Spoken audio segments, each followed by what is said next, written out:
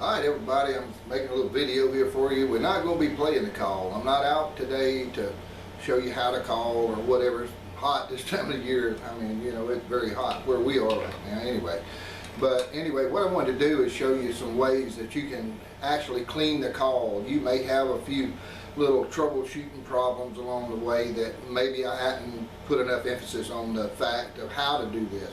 So what I'm going to do today is I'm going to show you examples of what can happen. There's not a whole lot can hurt this call. I mean, there's not a whole lot of problems you can run into with it. Moisture does not affect this call. You can pour water in the call and pour it out, and it's still, you still get the call. But the call has got a couple of things that I just want to show you so people won't overdo some of the situations when you find out there is a problem. But anyway, the screw number one. You never really have to touch a screw ever. When it leaves my shop, I always tune these calls. I have them ready to go when you get them.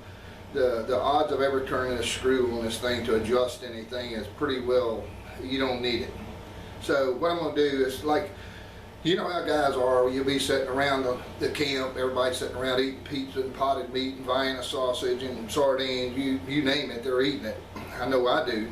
But anyway, there's things can happen to the call. Just your hands can cause a little bit of a problem. Just say, for instance, you got the call, nobody saw this call. You up at your camp and you're telling everybody, man, look at this call I got. And they get over there and you can listen to this call. Listen at this.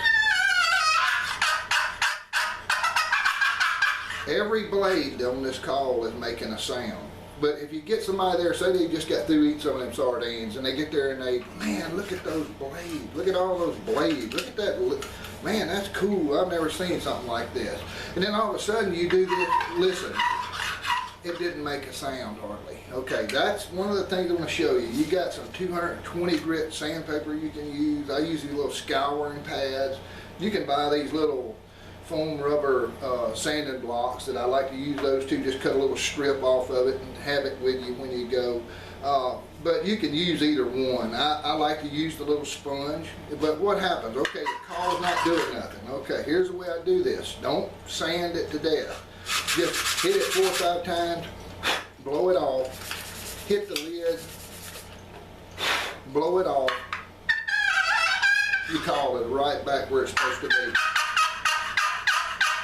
So the point I'm trying to make is, don't go out and get a belt sander and run over the top of this thing, because it's got a curve in it that's made perfect. This is the way they're all built.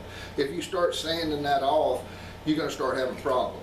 So what you do, like I say, you can use these little scouring pads. You can get these, you know, anywhere. But you can take it. All you're doing is opening the pores of the wood. You're cleaning out the dust.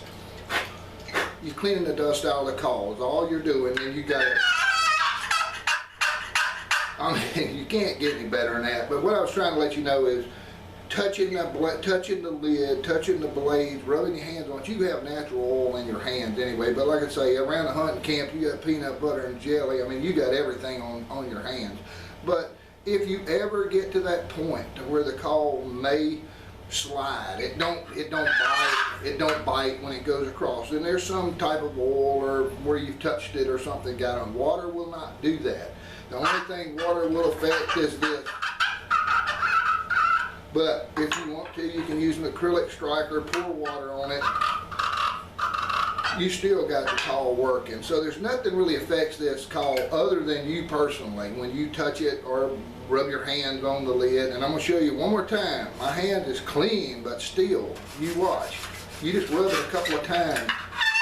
Hear it sliding, it's not biting. This time we'll use the scouring pad. You just buff it off. Buff the lid. And then you're back. You can, a lot of times you may take a lot of people like the 220 sandpaper. You just buff it, a couple of licks, you don't sand it. And then you come back. So that's all this video was for today. I hope everybody learned a little something from this. So number one thing, don't fool with the screw, and you know, there's no reason to. If you do get slick spots on the blade, don't take a belt sander and sand it. Take a little 220 sandpaper, or just buff it 2 or 3 times. Then you can take the scouring pad, buff over that. or you can use the little rubber sanding blocks and just, you know, just lightly buff it. Be sure to get the dust off.